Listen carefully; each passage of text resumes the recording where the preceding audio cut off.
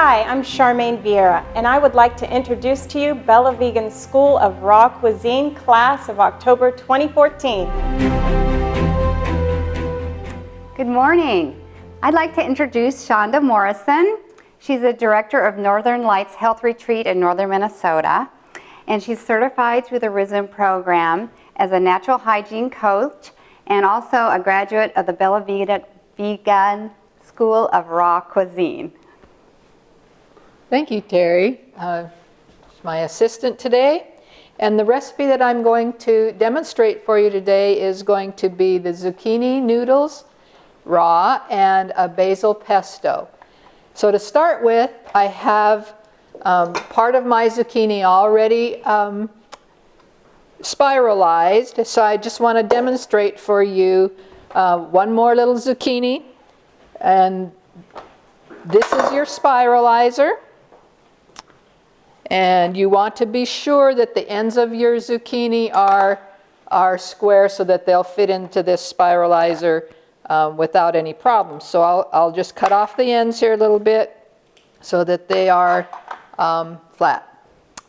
Put that in here.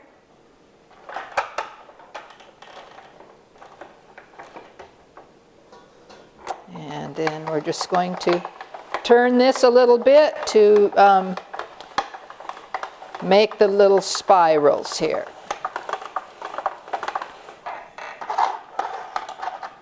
Your zucchinis, you know, are high in vitamins and they're very good for you.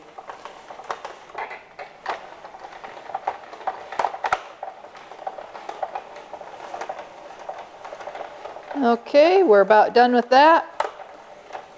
And we'll just, Terry, would you take my spiralizer here, and let's set it on the floor. Put these in the bowl with the rest of it. I'll let you have that. Thank you. Okay, we have our noodles ready, and now we will make the pesto. So you're going to be using food processor with the S blade. That's what this little blade is in here. And we're going to be adding fresh basil. We'll dump that in here. We're going to be adding walnuts. You know, they're good for protein. We're going to be adding garlic, a few cloves of that. That is going to be real good for your immune system. And then we're going to pulse that until it makes kind of a paste.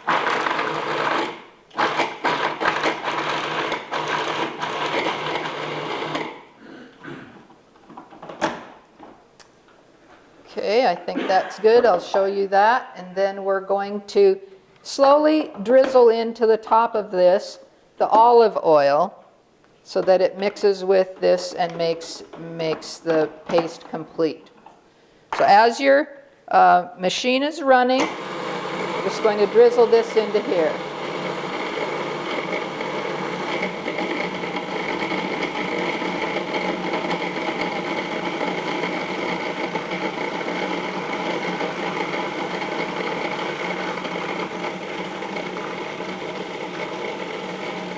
Okay.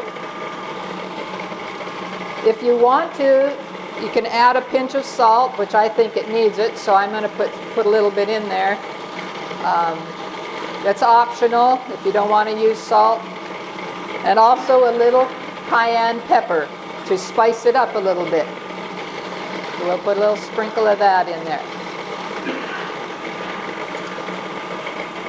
Let that stir just a little bit. I'm going to scrape down the edges here and turn it back on just a little so that the seasoning gets mixed in here. It's looking really nice.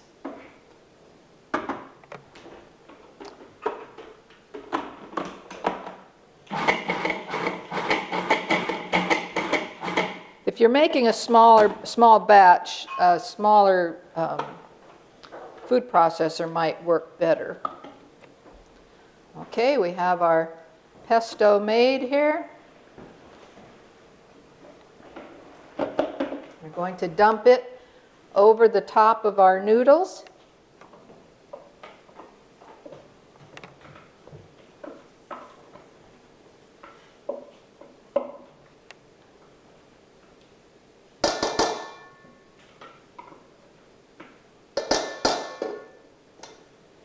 And stir it up. I might just use this to kind of help mix this in here so that it's all coated on your spaghetti noodles.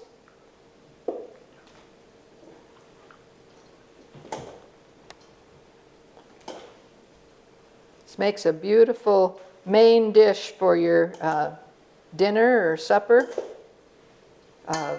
To add to it some nice green salad with some fresh tomatoes.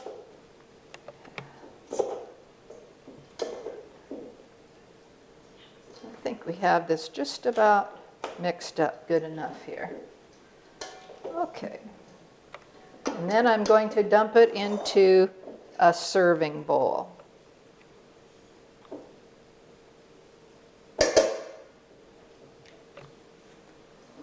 Okay.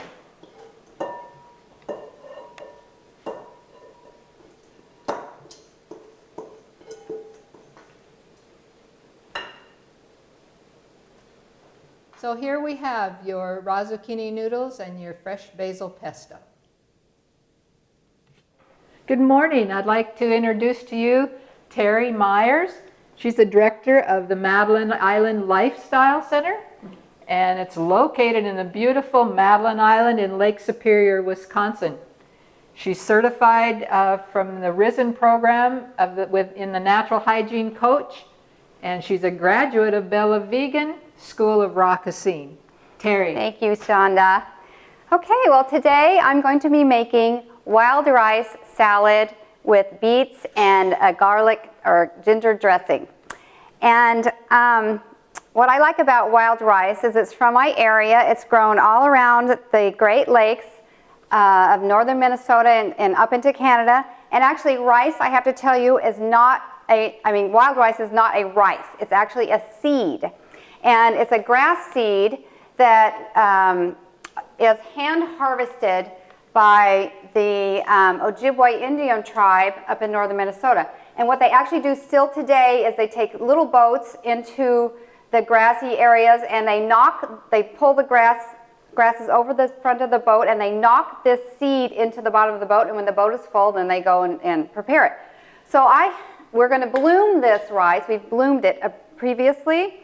And how I did that was I took the wild rice and I filled it with water up to the top and put it in the dehydrator for about 8 hours on 105 degrees, which keeps these enzymes alive. So this is living food still. It's not cooked, it's raw. So after this has sprouted, or bloomed they call it, it looks like this, and the little husks open up and the insides kind of pop out, and it has this multicolored look to it. So I'm going to drain this. Previously, could you hold that please, Shonda?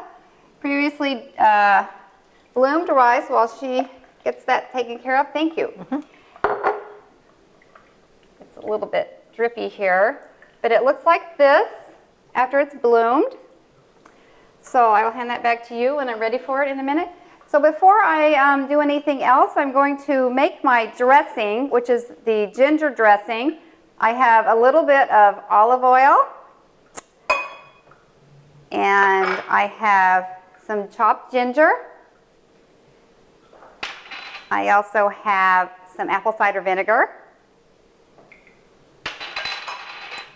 And I have another liquid here that I can't remember what it is. So I'm just going to whisk that together. You know, Julia Child flopped chickens on the floor and rinsed them off and went on. So that's, you know, what we do here. All right. So I will take this beautiful dressing now, and I'm going to take half of the wild rice, put it in my bowl like this, and I will pour half of my dressing on it. I'll mix this up together.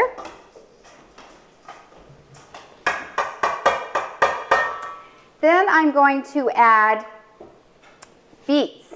Now these beets are raw also, and I have to tell you they're messy, so you want to kind of keep them covered when you're using a beet.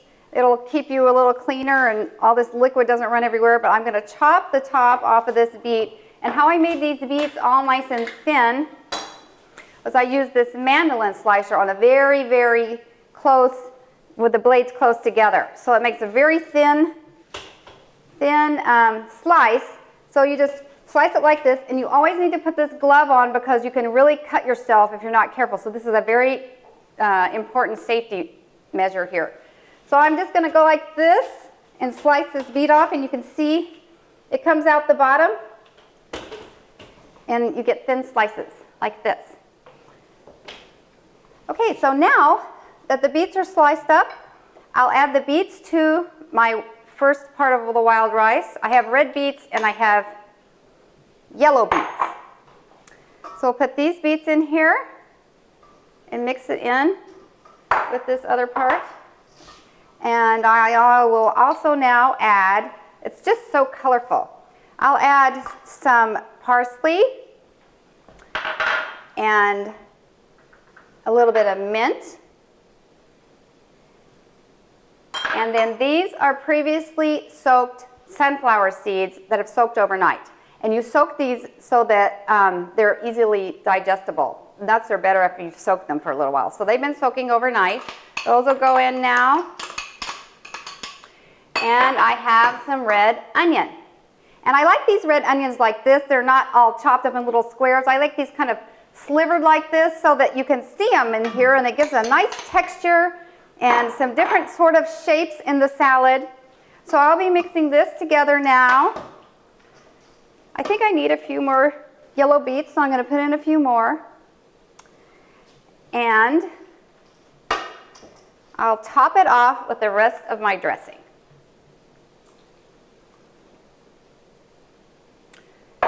There we go. And then we just stir it around.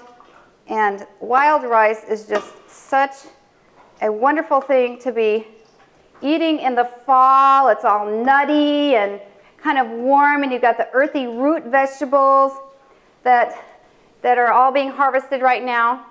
Okay, now, Shonda, could you help me with some of these bowls, please? Now we'll put it on a plate.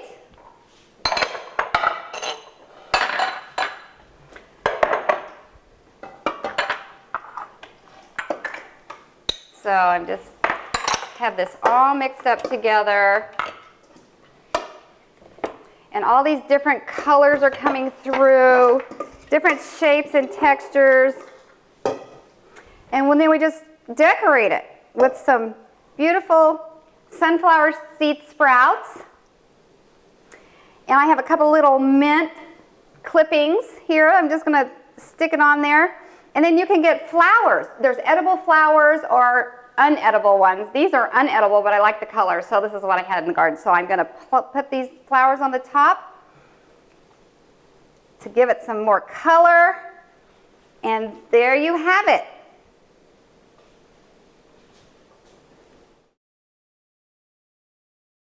Welcome. Hi. This is Tress Gibson. She is an aspiring raw food chef extraordinaire, and she's from Edmonton, Alberta, Canada. She's my wife. She's the director of the Gwen Lifestyle Wellness Center and is receiving her Natural Hygiene Coach Certificate, as well as a raw food cuisine certificate. Thank you, Ian. So today what I'm making for you is some meat and cheese pierogies. Pierogies are a wonderful comfort food, but they're not the healthiest for you. So I'm going to show you how to make a great healthy version that you can make for your family. So the first thing that we are going to do is get our food processor, which is a must in any raw food kitchen. You will use this thing all the time. And I'm going to make my meat filling first. So what I'm going to do is I have some walnuts. You can use walnuts or pecans. I like walnuts. I'm going to dump them in. And I also have some coconut aminos, which is a really good healthy alternative to soy sauce. Put that in We have some freshly squeezed lemon juice. It has a great flavor, better than bottled, so make your own. And then we have an assortment of spices here. I'm going to throw in some cumin and cayenne, just because it makes things spicy and everything better. It is also really great for circulation, so it's going to be good in any dish you make. And then I have onion powder and garlic powder. So you toss all those in. Just gonna get that out. Perfect. And now comes the fun part. So you snap everything to place on your food processor, and then you're going to turn it on to make your meat.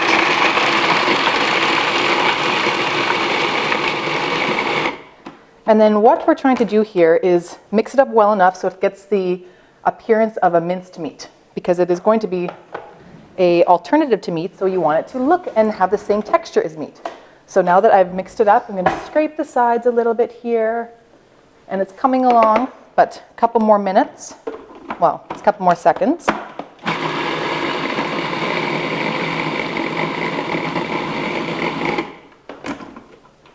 That looks perfect. Let me scrape all out. And what I'm going to do is I'm going to put it into one of my bowls here, and we'll put that aside for afterwards when we're ready to fill the pierogies. And with the food processor too, it often comes with different blades. So the blade I'm using right now is an S blade. There's several different ones, and depending on what recipe you're going to make, you can switch them up. But food processors are really nice. Like I said, you'll use them a lot, and they're very easy to clean up too. So if you're looking for a good appliance to get, invest in a food processor. Okay, pop it back in. And because I'm making a meat and cheese filling, they're both going the same thing, I don't need to rinse this out. If they were going to be for separate dishes, I'd want to rinse this out and clean it so that the flavors didn't intermingle. So now comes the cheese filling. So what I've done is I have pine nuts and cashews here. They've been soaked. You want them at least 2 hours. I soak them overnight just so that they're nice and soft, and you also are able to absorb the nutrients in them a little bit easier. So I'm going to dump the pine nuts and cashews in. Make sure we get all of them. Keep that.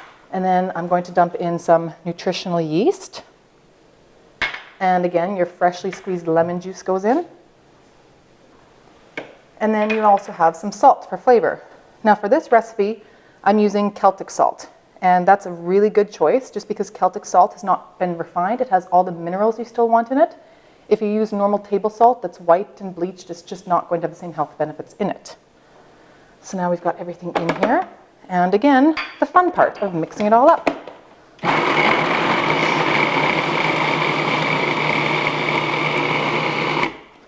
Same thing, gonna take this, scrape the sides, make sure we get everything down into there. And if you can see in here, it's turned a little bit yellow orangish color, and that's from the nutritional yeast. It adds a good color to it.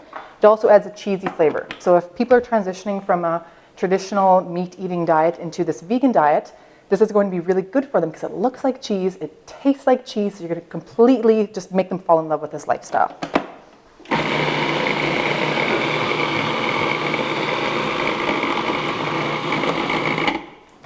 Pop it off again. It's not quite smooth enough because again, you're trying to make it look like a yummy, delicious cheese in there. So you want to have the right texture. That's really, really important in the raw world.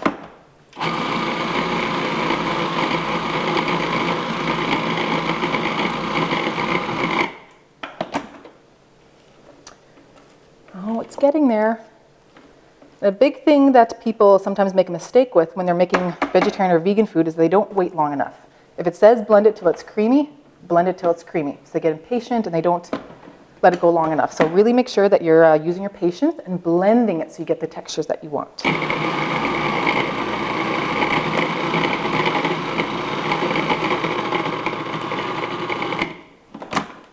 That's better. So it's nice and smooth, perfect. So we're going to pop this off. And because if anybody has had the real pierogies, that cheese just kind of oozes out of them. So you have to think that we're trying to get that nice, smooth, oozy feeling when we put them into our raw pierogies. You know, again, maybe I'll get you to scrape that out. Sure. That would be wonderful. Thank you. So now we get to make the actual pierogi part. And because this is raw, you can't have anything that's cooked. So what I've done is I have taken some turnips. And these are sliced turnips. I used a mandolin and sliced them as thin as I possibly could. And I have a couple of them here. You could use other root vegetables like beetroot. You could try rutabaga or jicama and just have some fun experimenting with this. So what you're going to do with the turnip, you can see how nice and pliable it is here. I've had them soak in water for a little bit and then take them out for a few minutes just so that they're not wet when I'm cooking with them. And now what I'm going to do is use my spatula as soon as my lovely assistant is done with it. Thank you. And I'm going to take a little bit of the meat here, put it into the pierogi, kind of smush it down a little bit. And then I'm going to take a little bit of the cheese. And it's a great texture. It just is oozing off my spatula. And then kind of smush it in there. It's a filling. You know what? We're going to put a little bit more meat in here just because it's good. And now you have it closed. But like normal pierogies, you can't pinch them closed. So what we're going to do is we've taken some toothpick-like structures and you're just going to stab it through so that stays closed. And a little trick is that if you put it at an angle, it'll stay closed a lot easier, and put it down so it's kind of into the filling. And then we're going to do just a few more of these so we can have a couple here. Put in some meat filling. And turnips are a really good choice for this just because physically they work well, but they're also a really great source of vitamin C, which is important if you're going to fight off cancer. And they're a great source of antioxidants and dietary fiber. So there's a lot of great things about turnips. They're in season right now, and if you're lucky enough to be able to grow your own, you can also take the turnip greens and juice them or saute them, because turnip greens are going to be great for your liver and just for your overall health. So you can be organic and healthy. And we're going to do one more here. And if you're having a party, you could make these as finger food. They don't need to be a main food. But if you have some kids, they might like helping you fill it. And you can just make it a lot of fun for them so it's more enjoyable for them to eat raw, healthy food. And then there we have some pierogies. So now what we're going to do, if you're going to serve them, you want to make it look pretty. That's very important. So we're going to take some microgreens here, which are just the sprouted sunflower seeds.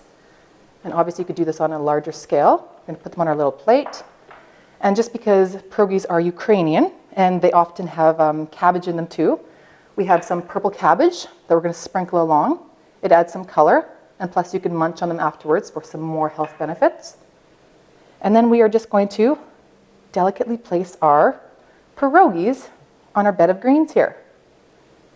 There you go. And pierogies are often eaten with sour cream, which again is full of a lot of not very good things for you. So we have some homemade sauce. You could use your own homemade sour cream. I'm right now using a homemade ranch sauce. And you're just going to drizzle it on top there so it looks nice. And then you're going to take a little sprinkle of chives and just throw it on top. So you have a wonderful little snack for your kids, and the pierogies will keep for up to 3 days in your refrigerator. They may oxidize slightly, so turning just a bit brown, but not that much.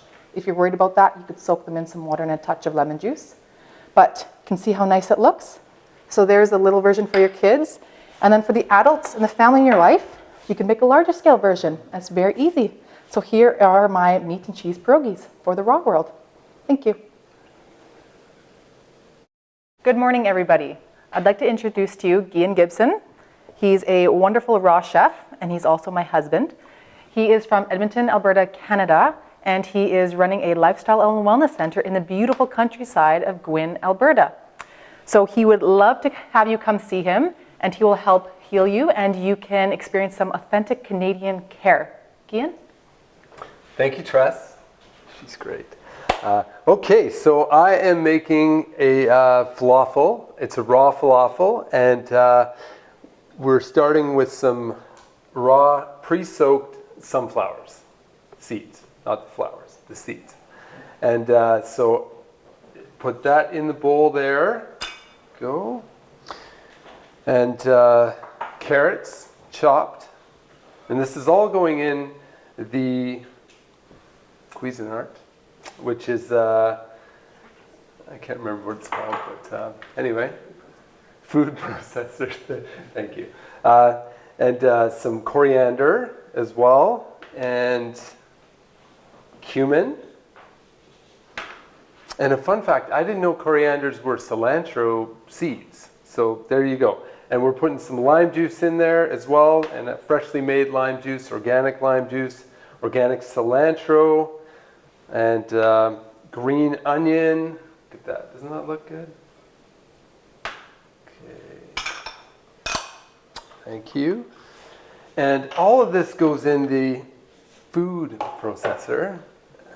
Okay.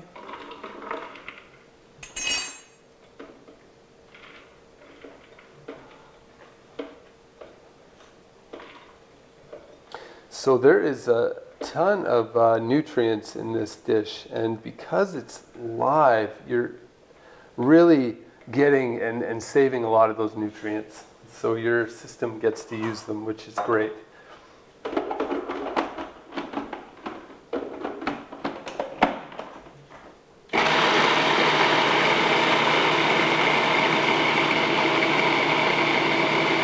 So what you want to make sure is that you blend this thoroughly because it has to be like almost like a paste.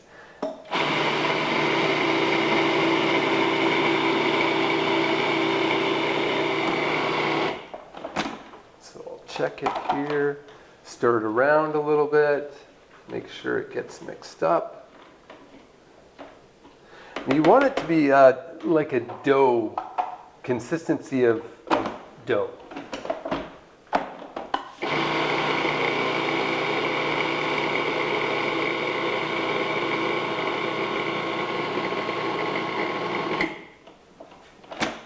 Going to stir it up again a little bit.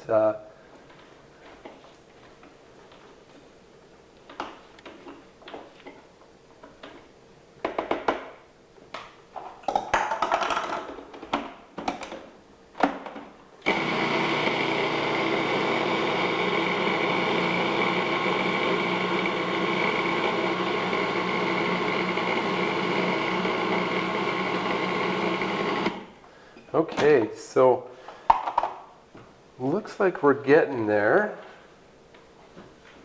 I don't know what to say. Anyway, so we're going to roll these into balls. So I do have, thank you. So you take these out and roll them into as best you can, and you want these to stay in the fridge for a little while as well, a couple hours after, because that will make them a little bit more solid. And then you roll it in the sesame seeds.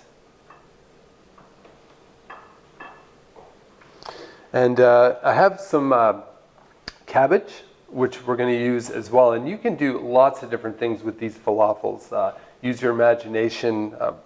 You can make a sandwich out of them. You can really do a lot of things. And I have some microgreens here as well, which are alfalfa, sunflower. It's close. They're in the same family. They know each other. They're usually they're close. They're the same size. It's easy to get them mixed up.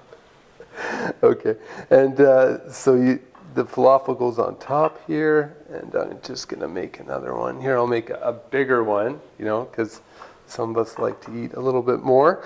So some more sunflower microgreens, and roll another falafel here. And I was looking up, and carrots. Carrots have a ton of nutrients in them, which is just amazing. I just... It's really, really good to get a diet rich in vegetables.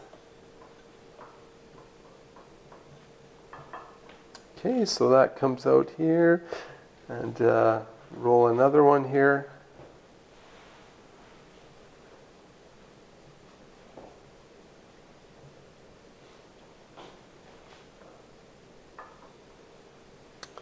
Okay. So I also have some, I'm just going to wash my hands here. Sorry. Some tzatziki sauce that I made, which is raw as well. And this has got some cucumber in it, as well as some cashew. And I'm just going to drizzle it on top here. And like I said, you can do many things with this dish, with these falafels. Okay, and there you go. It's the finished product here. And Tress, would you like to have some? In here, you should have the first bite, I think. I should have the first bite? Yeah, you can try your raw falafel.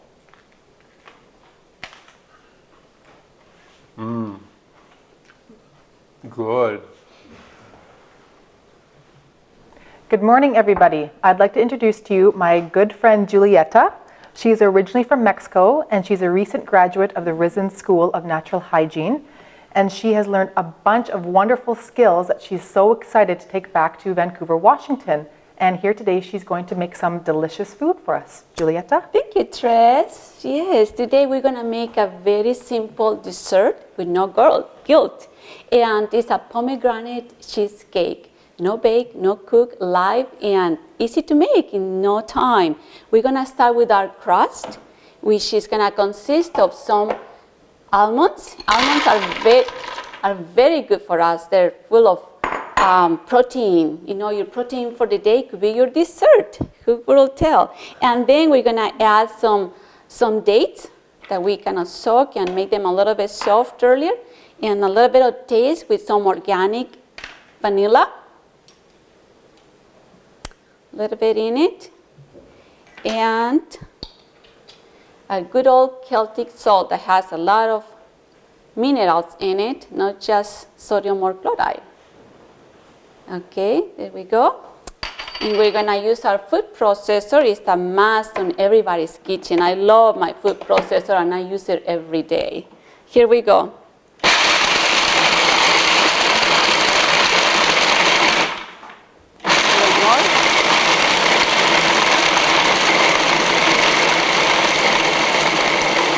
Okay, we're just trying to make a nice paste for a cheesecake. We're just gonna blend it a little bit longer.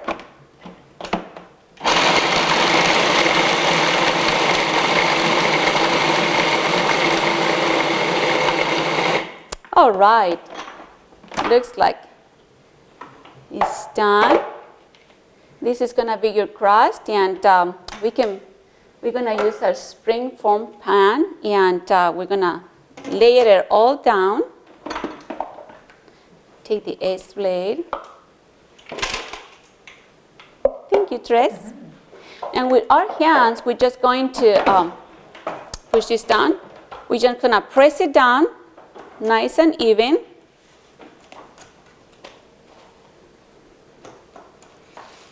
There you go. The dates are sweet and full of fiber, and they add a good binding with the binding factor along with the nuts. So there you have it, our base for our cheesecake. Now we're gonna work on the filling. The filling is also very easy. You'll be surprised. We're gonna use our Vitamix. I love the Vitamix. Food processors and Vitamix blenders are a big must. And we're gonna start with some soaked cashews. You can soak them as least as 2 hours or overnight. These are already soaked. Some cashews. And this is pomegranate cheesecake. So I have a squeeze out of the pomegranates, out of the tree, this beautiful juice full of antioxidants, full of vitamins, and it cannot get any better than this. So we're gonna put it in there with the cashews. And we're gonna put some lemon juice to preserve the color, and it's also full of vitamins and antioxidants. And a little bit of sweetener. I'm using agave. You're gonna put 3/4 of a cup, so I'm gonna put 1 and 2 and 3. Very good. And a little bit more vanilla for flavoring. We're gonna put 1 tablespoon. There you go. And we're gonna start blending until it's smooth and creamy. There you go. Thank you, Tress. All right.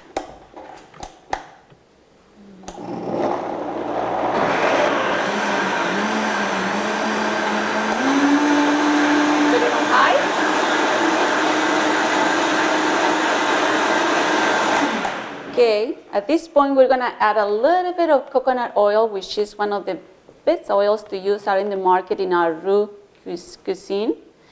Let's see.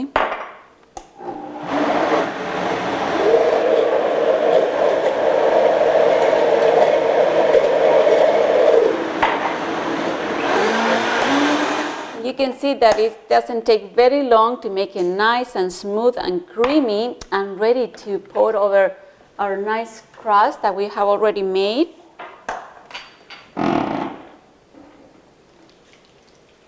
There you go. Very good. Thank you, Trace.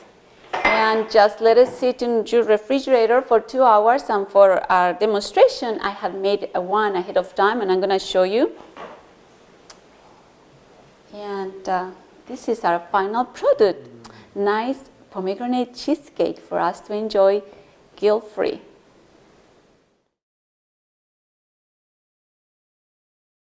Good morning, everyone. Coming from Chicago, where he opened All Living, his first lifestyle center. By the grace of God, he now owns and operates 3 revitalizing centers in the U.S. and Europe. He is an eternal optimist with a passion for joyful living in Jesus. I am happy to present Raw Chef and Natural Hygiene Coach, Edwin Kirklis. Thank you so much, Lorraine, my wonderful assistant, for that introduction. Today we're going to have some awesome fun in the kitchen. Are you ready? I sure am. How about you, Lorraine? Yes. Excellent. One of the favorite things we all like to eat is cake. That's right. And what is the favorite part of a cake? Come on, the frosting. So we're going to start with the frosting, right? You want to eat it first? Let's make it first. So for our frosting, we will be using a food processor. And we're making a decadent layered cake, not just any ordinary cake. And this will be the cake to end all cakes, all right? So first we're going to pop it open, and we're going to put our ingredients in. And this is a macadamia frosting. And macadamia is rich in selenium and B complex. So what we did ahead of time is we took macadamia nuts and already ground them up in the food processor into a fine, almost flour-like consistency, as you can see here. Or you could buy pre-made macadamia flour at the store to make it easier for you. All right. Next, we have coconut, and more coconut. About a quarter of a young coconut worth of coconut meat goes into the frosting.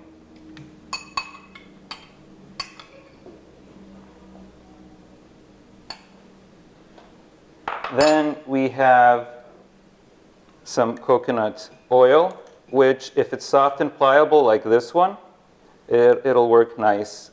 Or you could melt it. And if it's already melted at room temperature, that's fine too.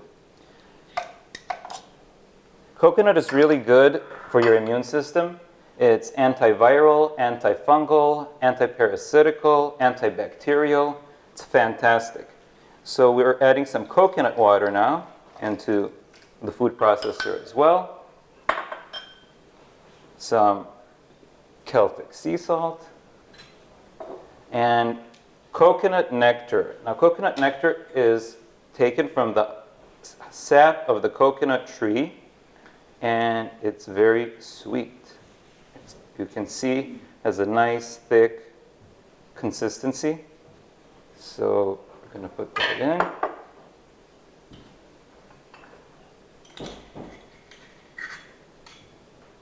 All right. And finally, some vanilla. There we go. You're gonna turn that on in the food processor till you get a nice frosting consistency. You almost won't be able to even see the macadamia.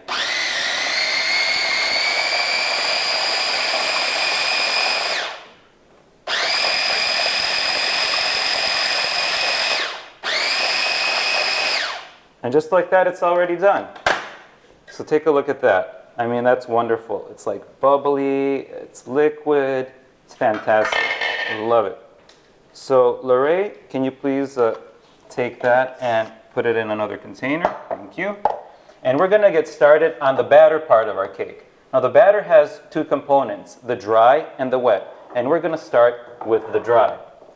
So you take a bowl, and first we have our hazelnut. Again, we've ground the hazelnuts into a hazelnut flour. And hazelnuts are a very good source of potassium. Next we have almonds, the king of nuts, which have zinc and copper and are fantastic for you.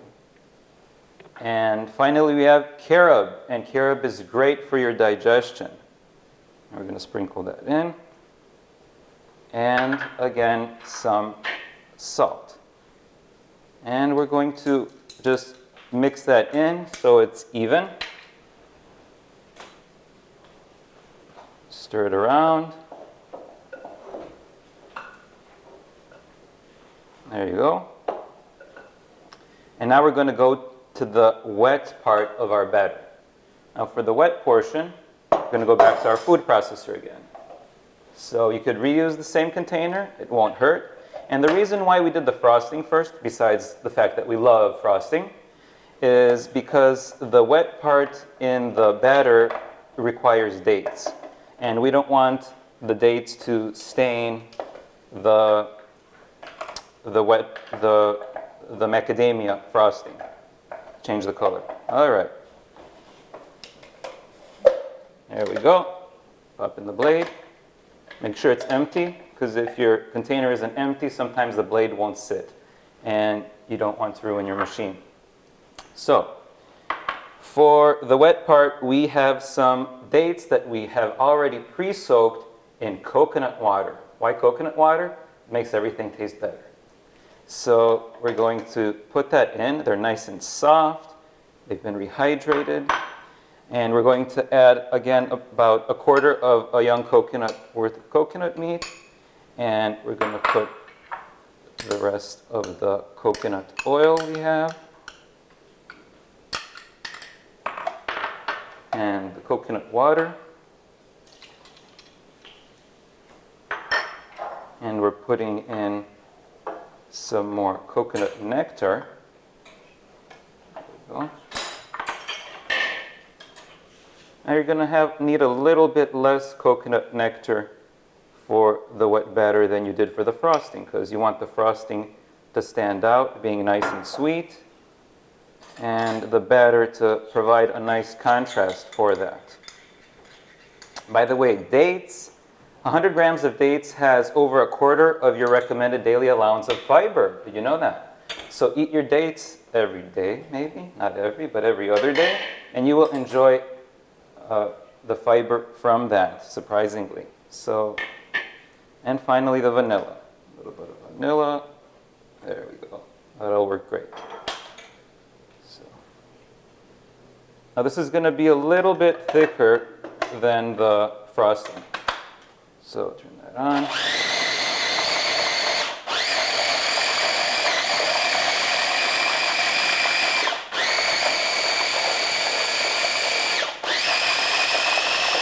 And what we're trying to do here is basically get the dates to not stick out and be all chunky. We want them to really combine well. Check that out. And perfect, perfect. So it's a nice, much thicker consistency. As you can see, it's not runny. It almost sticks to the spoon. So that's perfect.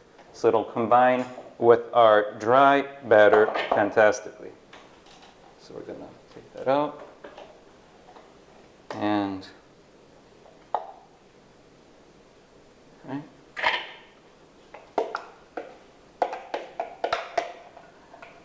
Now, this doesn't have to sit in the refrigerator, but it could be much easier for you to spread it out on your springform pan, because we're making a layered cake.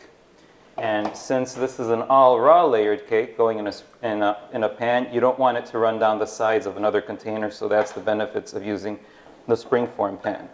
So we're really quickly going to put this together just to get all the dry components mixed in.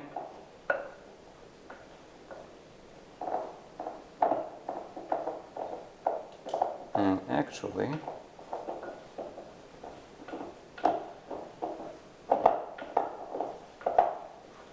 You could even put this back in the food processor to mix it up, but you know, it just takes a minute, so it's great to do it by hand, and you get to smell the deliciousness of the batter. You gotta be careful you don't start eating it before you make it, because this one's a real winner. Now, that's really good. Now see, it kind of even looks like batter. It has that nice, thick spreadability in it, almost like a cookie dough. All right, so we're making a layered cake. If you're doing a bigger than a 4-inch, you're gonna have about 8 layers. So in here, you just keep stacking it up till you get to the top. Now what we do is, we start obviously with the batter layer. And at the bottom of the springform pan, there is parchment paper, so it doesn't stick. Or you could use oil, it's up to you. This makes it easier to clean up. So I have an offset spatula here, which comes in very handy for these types of things, to press down.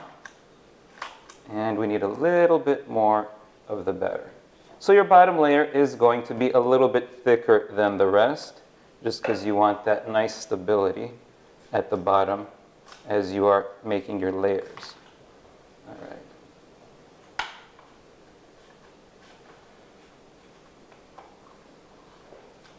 Now, after this layer, we're going to put the frosting layer, and we're not going to keep doing the layers one after another. You need time in between each pair of layers, because since this is raw, and as you see in the frosty is quite liquid, it needs time to set in the refrigerator or actually even in the freezer. So put it in the freezer and don't be afraid of it freezing and changing.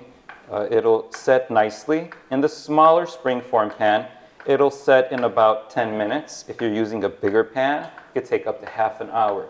So take that into consideration and you're figuring out how much of a hurry you're in. Now, I'm making a point to really get the edges spread out all the way in a nice flatness, because you want there to be distinct borders on the outside of your cake, so it looks really pretty. All right, now that we have that part done, we're gonna put in some of the frosting. And like I said, very, very liquid and runny. So you need less of the frosting in this recipe. So don't think you're gonna do equal thick layers of the batter as you are of the frosting. You just want enough frosting to cover your batter layer so it's almost translucent, but not quite. And again, we're reaching the edges of the springform pan because we want those pretty layers to stand out. All right, a little bit more. There we go.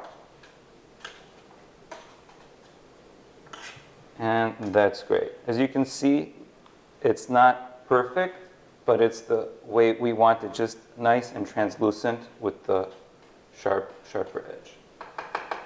All right.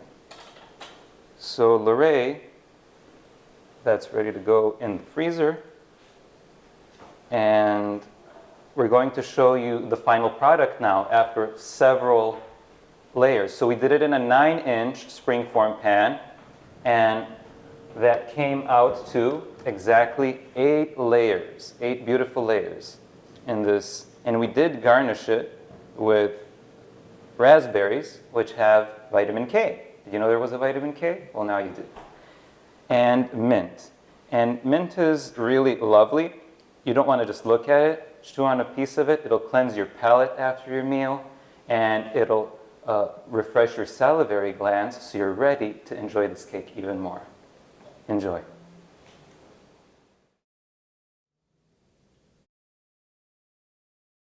Hola amigos, en este día quiero presentarles a mi amigo Juan.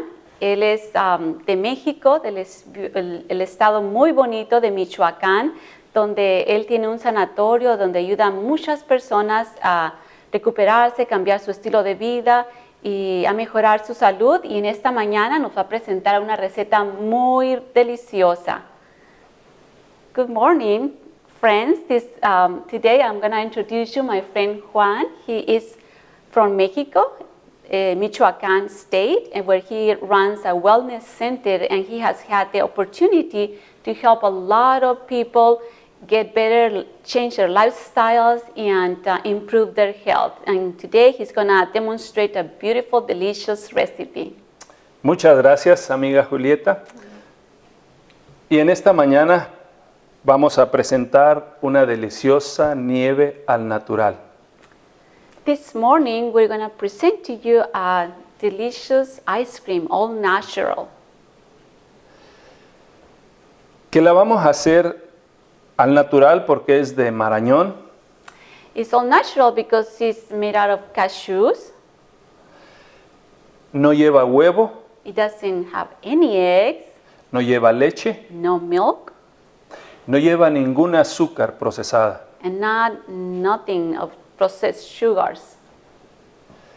Y la vamos a poner a nuestra buena y mejor licuadora, que es la Vitamin Mix. And we're going to put this in our nice, beautiful Vitamix blender. Podemos vaciarla entonces. We're going to pour the cashews in.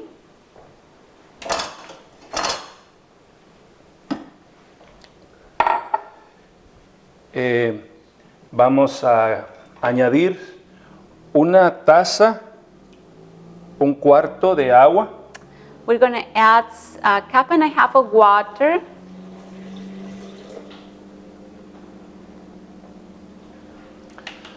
Vamos a añadir una pizca de sal. A pinch of salt.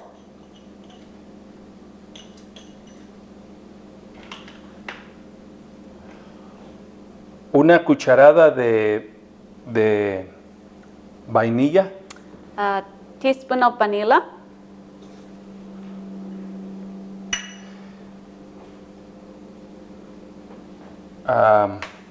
Y vamos a ponerle un coco.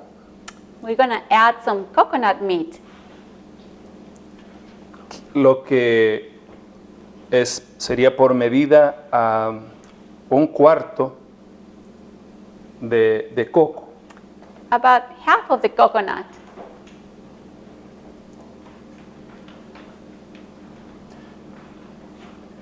Entonces le agregamos aquí endulzante, que sería maple.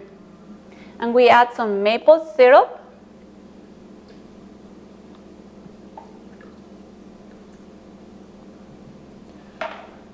Lo cubrimos We're going to cover it y lo molemos. and blend it.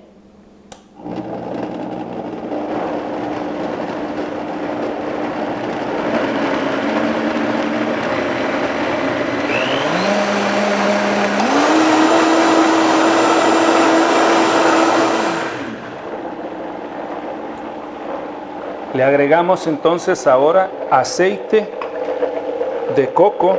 We're going to add some coconut oil.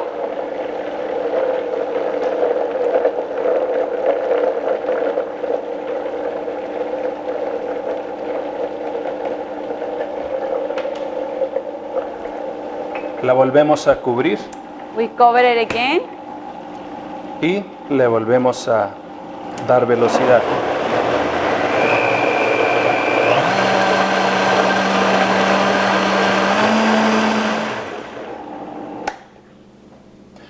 Muy bien, tenemos todo molido. Well, we have everything blended. Vamos a usar entonces la máquina para hacer la nieve. And then we just put it in the ice cream maker.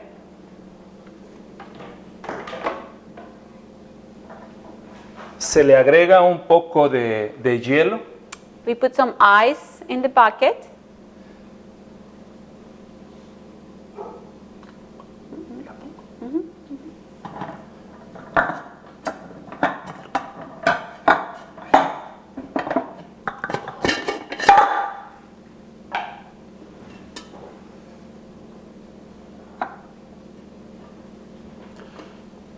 La vaciamos en el contenedor.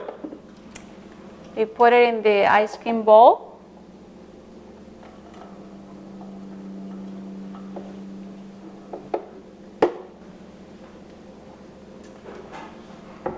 La ponemos al contenedor también con hielo.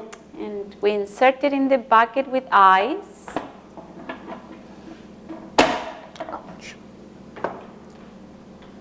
La cubrimos y ponemos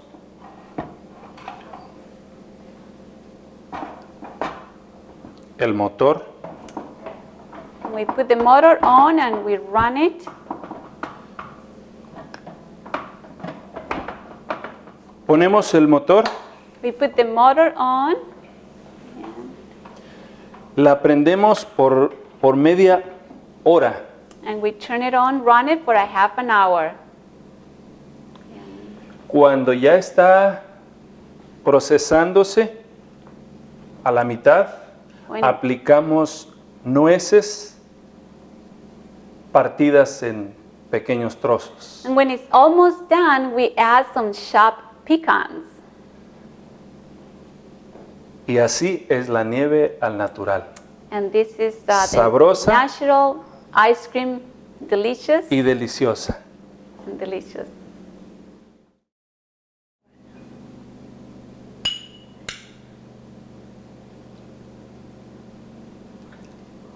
Deliciosa.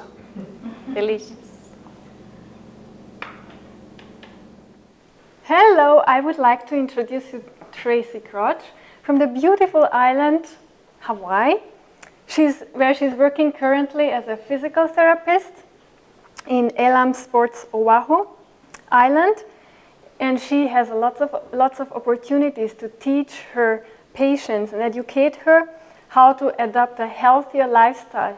She hopes to open up her own wellness center in the island of Oahu, where she could combine it with she could combine physical therapy with classes on raw cooking, cleansing, and detoxification.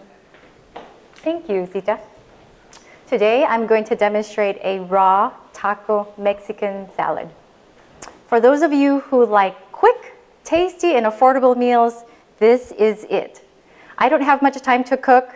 I'm busy, and so this dish that I'm going to demonstrate to you takes less than 10 minutes to prepare. So the first thing we're going to do is we're going to go ahead and do a taco filling. Now, for those of you who have a lot of friends who love ground beef, this is an excellent substitute for ground beef. We're going to go ahead and start with our chopped walnuts. Now, I must add, the walnuts have a special property to them.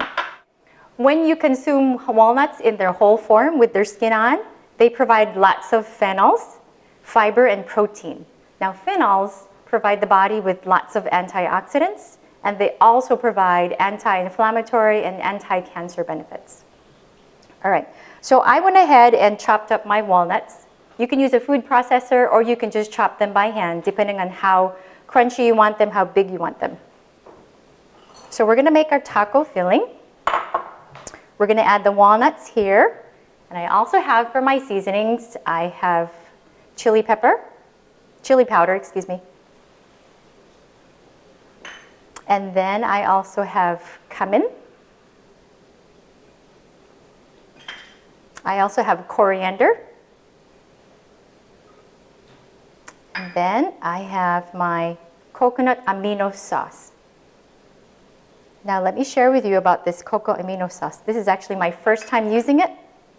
This is an excellent substitute for Bragg's amino sauce or for tamari.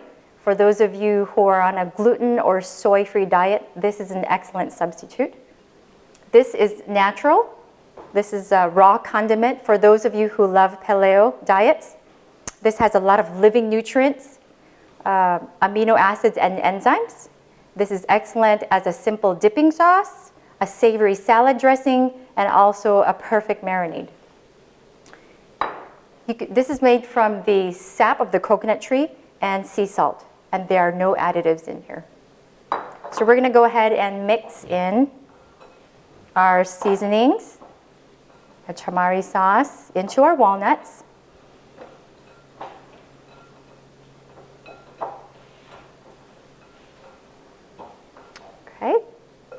All right, and then I went ahead and chose romaine lettuce. I like the crunchiness and the light texture of the lettuce. We're going to go ahead and add this onto our lettuce bed.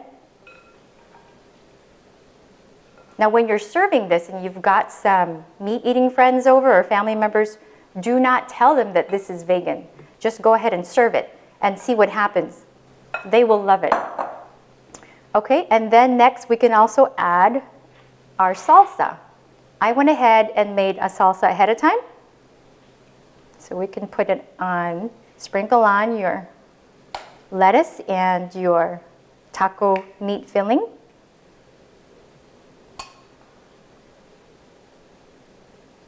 And also, I like to add sliced avocados, which are an excellent source of fat. So this is a very, very simple dish. It is not only tasty, quick, and affordable to make. It costs less than $5 per person when you add up the ingredients. And the simple meat taco filling, it tastes just like ground beef. And the ingredients that we use, it's the same ingredients that you would use for a regular taco. So let's go ahead and finish adding our avocados. I'll just add one more there. And you can also add guacamole if you'd like. So let's go ahead and put a scoop just to the side. Maybe we'll do 2 scoops. Okay. All right. Now we are all done and ready to eat. For all your meat-loving friends, this is an excellent substitute as a raw taco Mexican salad. Enjoy.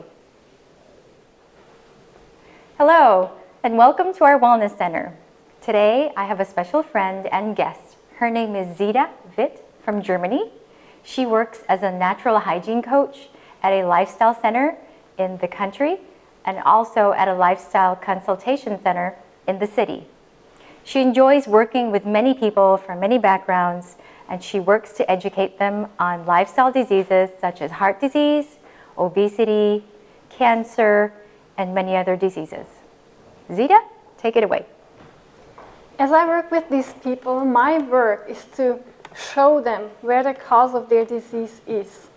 Understanding physiology and the chemistry of food, we know that the main causes can be toxicity on one hand and deficiency on the other hand. Now, I point out to them, among many other things, how important it is for them to introduce a plant-based diet, raw foods among them, live foods which can help them to clean the body and also can help them to maintain their health once they have gained back their health. So today I'm going to show you a very simple recipe. In the beginning, it's very important for them to have something simple. They can look at, they can see, they hear, they go home, and they can repeat it, they can do it. Because in the beginning, they are overwhelmed when they realize that they have to change their diet in order to become healthy again. So they go home, they don't have yet all the kitchen utensils, they don't have the equipment. That's why in the beginning I show them some very simple recipes, and today I'm going to show you a salad recipe. Let me tell you, this is one of the most valuable natural foods, a celery root. If you are alone or even 2 people, don't eat the whole root. So I slice them first. And you see here the other part. We are going to make this recipe almost in a real time because I wanted to show you how I peel it, how I cut it.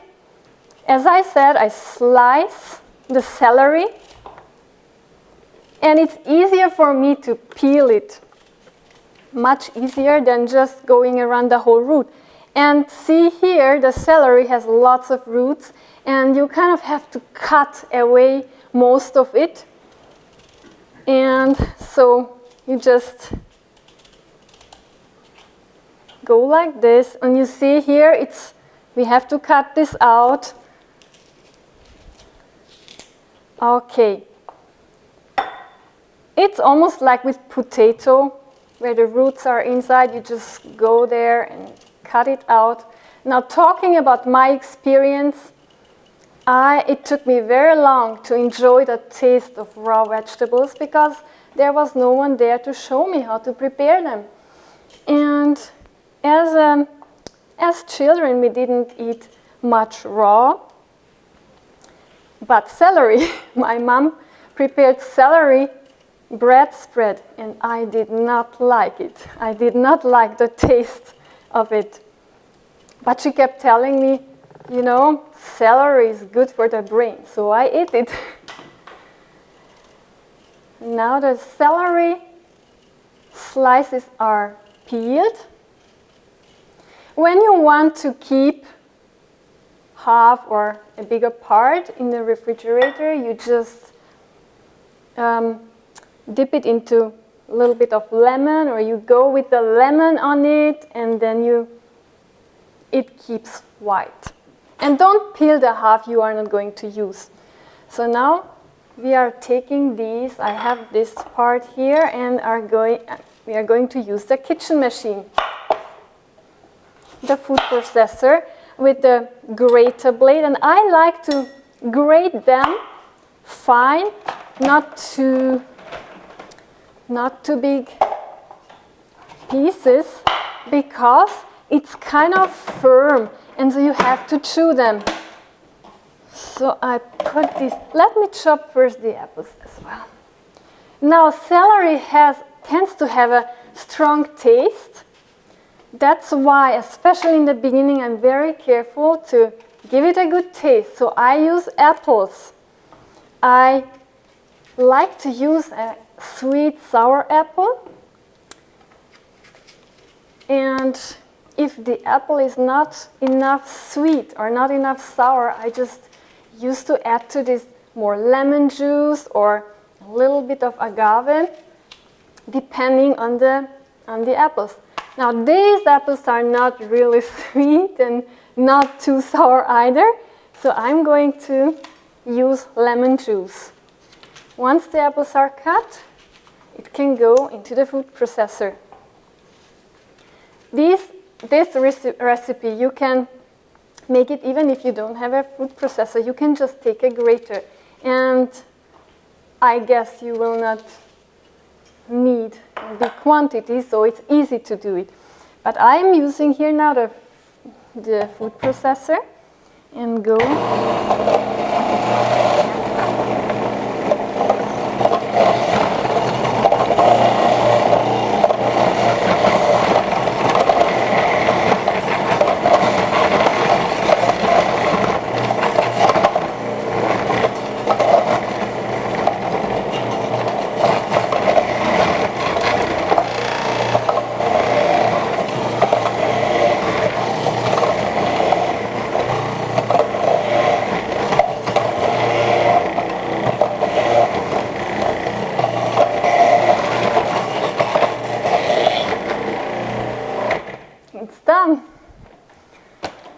And we have almost a full bowl of salad here. Celery tends to become more than it looks like when it is done, so be careful not to use too much of it. Usually for one person I use like 2 slices, which is enough, and then the apples come to this in addition.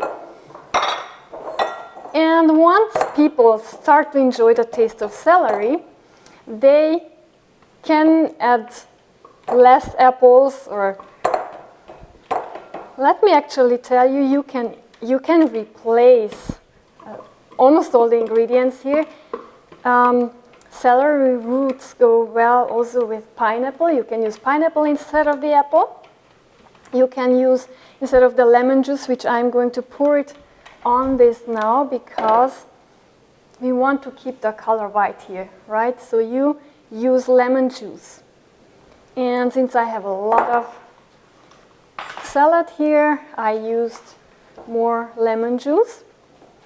You can replace the lemon juice with sour red oranges, and you can add a little bit of ginger juice to it. That gives a nice flavor as well.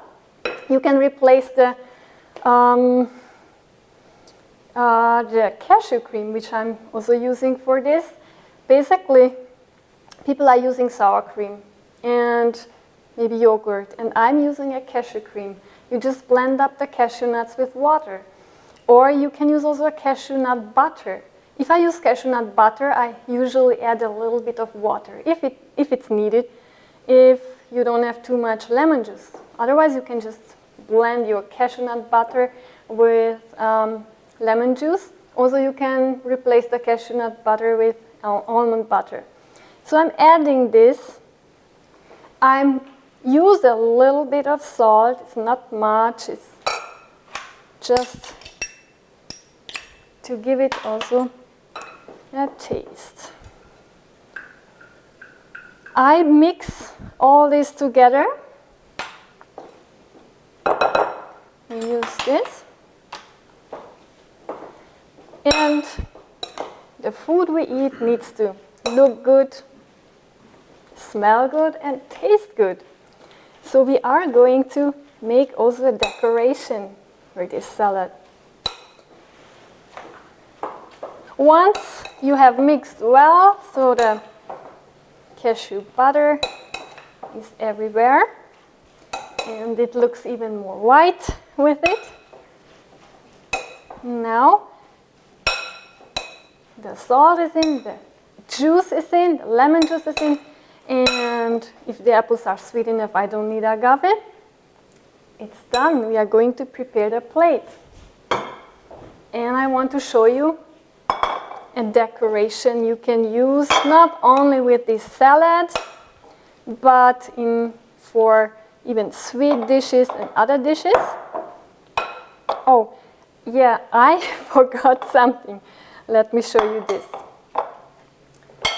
This celery salad tastes already very nice, but to give it a crunch, so you bite in it and it's a little bit crunchy, it tastes much, much better when you use walnuts. And again, you can chop the walnuts, but they are so soft, I can just break them. Just take them and break them and put them into this salad. It's really easy. And then leave a little bit before you mix it all up. Just leave a little bit for the decoration. And I'm going to put this on as a decoration. Just kind of spread it at the edge. Okay. So one more thing is here missing. I am going to show you now how you can use the apple. My knife. My small knife. Thank you. I use a sharp, small knife, and I cut into the apples little leaves. So I go into the middle and go into it in a curve, so it looks like a little leaf. Don't go too deep. Then I go around it and do another leaf. I go again around it and do another leaf. And you can go as many times as you wish. I have here 3 times, and I go a 4th time. And you can do this before you grate the apple, because then you can use the apple. And let me show you. This is how you have a leaf-shaped hole in it, and I have done small ones as well. And now you could grate this and add it to the salad, of course. And once you have your leaves, you have to cut them all the way through one leaf in order to move them. You move one, you move the second one, you move them up. Just a moment, they are not loose enough. So you move them, and you move the last one. And it looks kind of neat, I think. So that's what we are going to decorate our salad with. You can do as many as you like. Okay. Do some in the middle, the small ones. Put this here. Good. And before I finish up, let me just give you just a few facts about celery. Because I said it's one of the most valuable natural foods. Celery contains so many ingredients which are important for people who are sick. It has, for instance, polyacetylene antioxidants.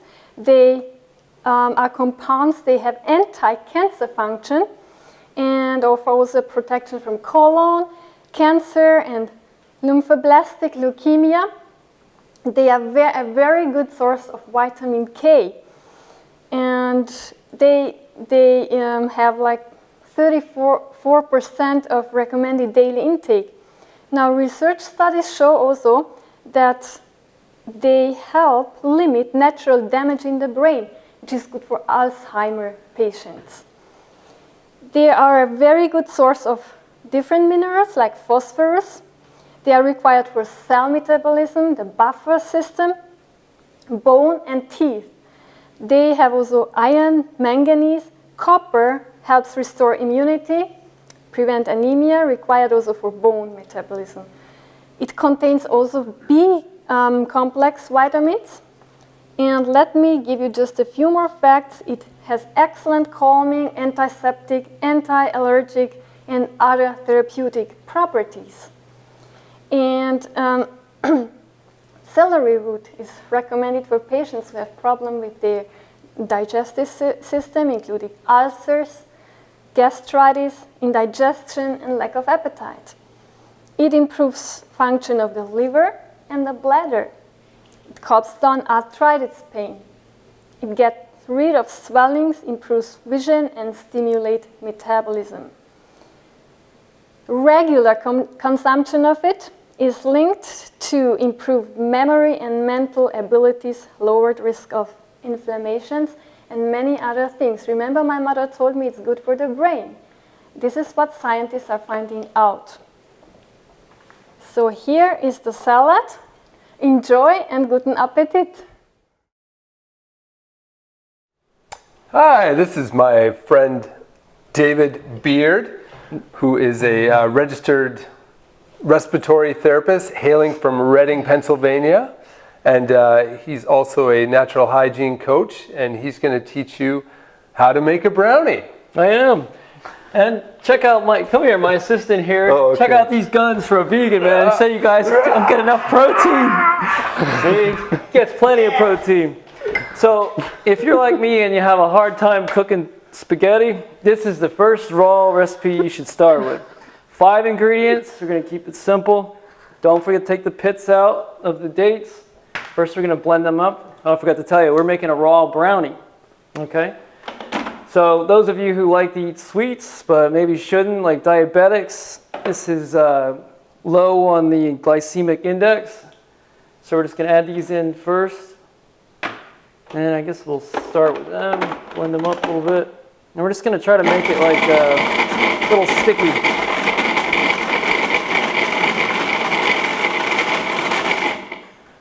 All right, so the ingredients are, we have pecans. So almost every raw dessert has nuts in it. So you got your protein in here. It's the healthiest dessert you'll ever eat. We're gonna add some coconut. I'm gonna add some carob. Carob is a better form of sugar. Comes from the carob tree in the Mediterranean from the pulp. It's got some fiber in there. You don't usually get fiber in dessert unless you're eating fruit. Got a little sea salt and some agave. Agave is also better than sugar. It's better than all that fake diabetic sugar. Add all that in together. Oops, try not to drop it. I'll rinse my hands a minute. Okay. We're going to blend it all up.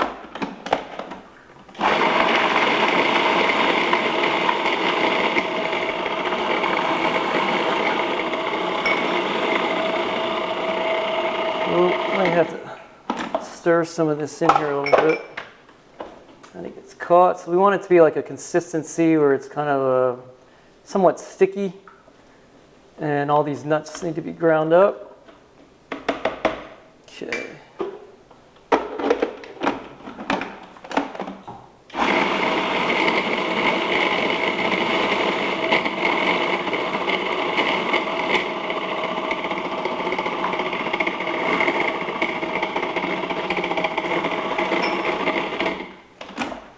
Yeah, sometimes you got to do this a couple of times just to keep it moving here, so it keeps the blades keep it chopped up. And for any of you who say you don't like dates, you're gonna love this with the carob. You want to be able to tell the difference. Now the recipe says it's for 8 servings, but they got to be really small if that's the case. So I would say you probably need to double it.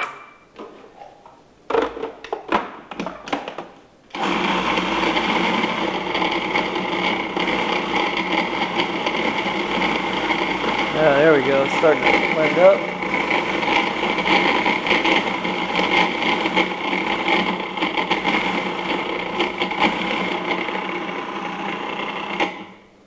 Okay, see how it looks. It's looking pretty good. Maybe one more time and it should be just about done. So it's getting thicker, and then we're just going to kind of press it into a brownie. So with the raw cooking, you got no oven, no eggs, no flour, and no oil. So that's great for somebody who doesn't like to cook. This is a good one to start with.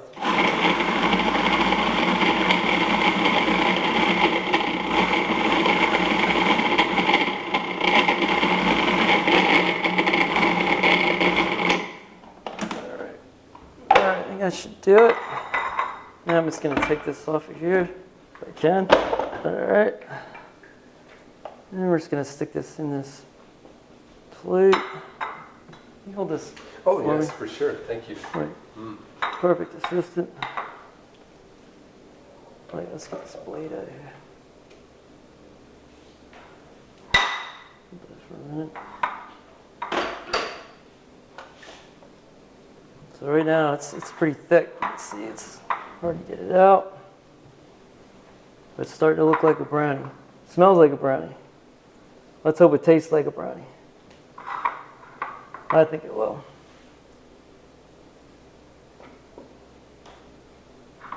All right, so now what we do is we kind of mash it down a little bit. And the best thing to do is you're going to leave this in the refrigerator for about an hour or so. It'll be a lot easier to cut. Right now it's a little mushy, but it's going to harden up and be just like a regular brownie. And then to make it look all fancy, what have you, we're going to put a little raspberries on top.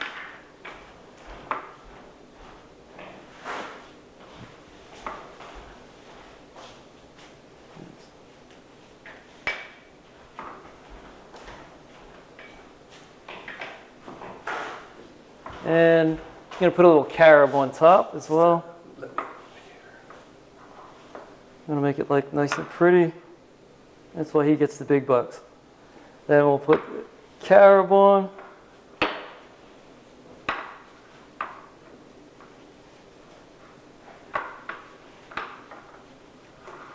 And voila. Here's your finished product. So just after an hour later, it'd be ready to go. And see how easy that was? It took, maybe an hour at most if you had to start from scratch. Everything's going to look good, taste good, and enjoy.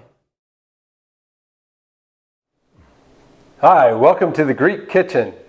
Here I have my friend Spiros the Greek, hailing from Sarasota, Florida, raw chef extraordinaire. He's going to make his mother's favorite recipe with a twist. Good afternoon, friends. We're here in Bella Vita Lifestyle Center doing the Bella Vita cooking class. And I would like to start with a prayer because I know I cannot do this on my own. Heavenly Father, I thank you for this opportunity. I'm doing this for your glory so that people can know how simple and easy it is, the way that you that you want to heal us. In the name of Jesus, amen. So we're here in Bella Vita School of Raw Food. And some of you would probably wonder, what does the garbanzo bean salad has to do anything with healing? Hippocrates, the father of modern medicine, a Greek philosopher, said that let your food be your medicine, and let your medicine be your food. Then Thomas Edison said the doctor of the future is not going to use any medications, but is going to interest the patient in lifestyle, in how to eat and to exercise and just have a healthy lifestyle. So this is where the cuisine, the cooking, connects to the medical missionary work that we're learning how to do here. So, having said that, I'm going to jump in and start getting the ingredients all together. In this recipe, the Greek garbanzo bean salad, I have baby spring mix greens that I'm going to leave in a separate bowl for the base of the salad. Then over here I have the garbanzos that I'm going to mix with the rest of the ingredients. And all these ingredients have a lot of phytochemicals. That's why Hippocrates said, let this be your medicine, your food. So I'm going to start with the recipe, mixing the garbanzos first, that have a lot of fiber. Then I'm going to get the celery that I chopped up before, but let me show you a little bit of some knife skills. The way we hold the knife is like this, the whole hand. The thumb goes on the left side and the index finger on this side. So this is the way, and then you kind of rock your way back and forth to chop the celery.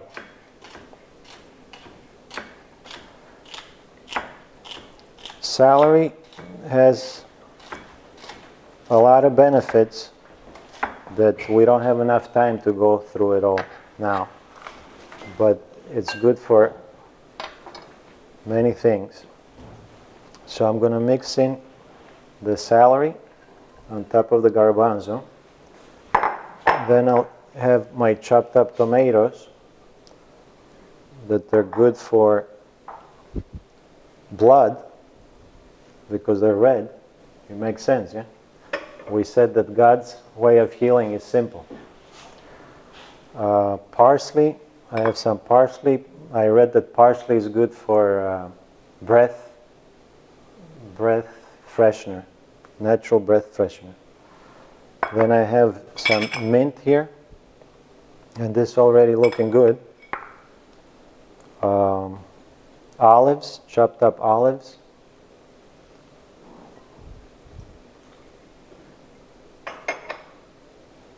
Garlic.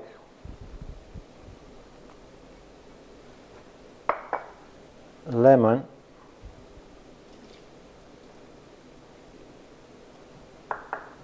Olive oil, that virgin olive oil that has a lot of benefits. It has vitamin E, vitamin K, and vitamin A, and very powerful antioxidants.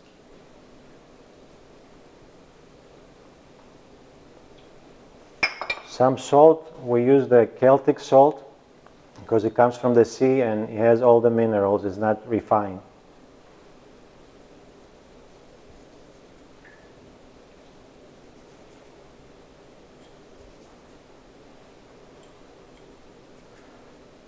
So all these ingredients are also organic. We use some cayenne pepper that is very good for the circulation of the blood. And I have already prepared some cheese for the feta cheese. Feta cheese, which is made out of almond. That's very easy to prepare. 2 cups of almonds for 1 cup of water in the mixer. So I'm going to put some crumbs of feta cheese on top. And then mix everything up.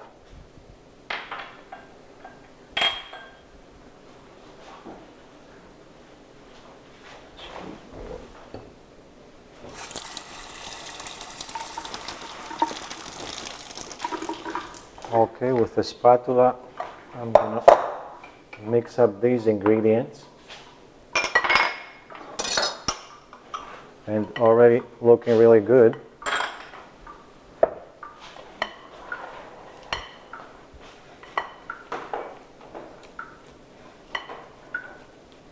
And I think I have to tell you that this is the first time I've been in a kitchen.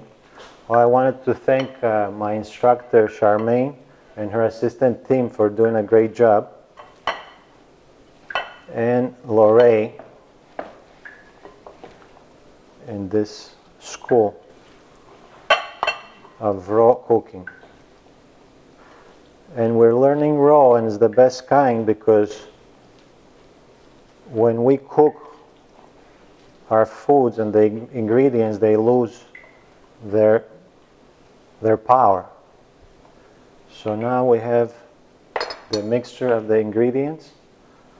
What we're going to do next is put it on top of the base greens.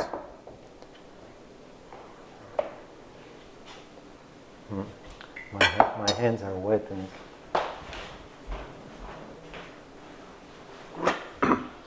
Sorry.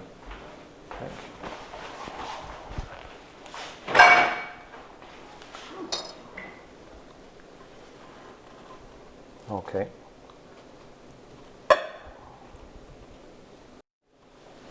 Okay.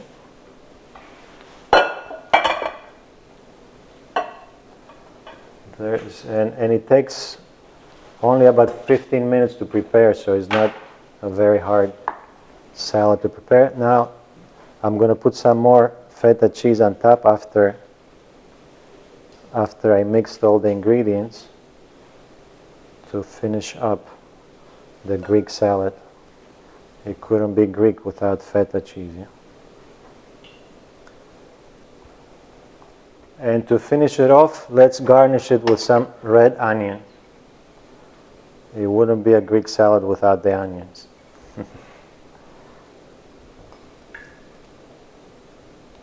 Okay. Okay, and there you have it, the Greek garbanzo bean salad. And thank you guys, and God bless you.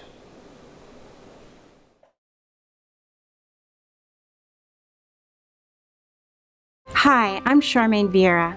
I am standing here in front of BellaVegan Lifestyle Center. Through these doors, many suffering spiritually, mentally, and physically find relief and are filled with gratitude as God works on their heart. Great light has been given to God's church on health reform. As the right arm of the third angel's message, God's methods of treating disease will open doors for the entrance of present truth to prepare souls for the soon coming of Jesus Christ. Here at Modern Manna, we have successfully led the way in a cleansing and detoxifying program that not only touches the body, but also reaches to soul and spirit. We have found that Christ's method of ministry brings true healing. In Volume 7 of the Testimonies, page 62, we are told, "We have come to a time when every member of the church should take hold of the medical missionary work. RISEN, an acronym for our Remedial and Integrated School of Evangelism and Naturopathy, will empower you to answer the call to medical missionary work. Our program is based on the natural hygiene blueprint of the early pioneers, incorporating the 8 laws of health, cleansing, and detoxification. Learn how you can live optimally and coach people to healing from the diseases of lifestyle. Graduates of our Natural Hygiene Coach Certification come from all around the world. They are motivated, resourceful, dedicated, and are making a difference through opening their own lifestyle education homes, coaching individuals, working within their local churches and communities, and broadening workplace wellness opportunities. Don't miss out on our upcoming 14-day Natural Hygiene Coach Certification program. To find out how you can be involved with this amazing movement, visit us at www.modernmanna.org and click on Risen to register for the Fundamentals of Natural Hygiene. This online instruction is a prerequisite course that prepares you to successfully complete the Natural Hygiene Coach Certification. Jesus says in Luke 10, verse 2, "The laborers are few." Now is the time to join us. He is waiting.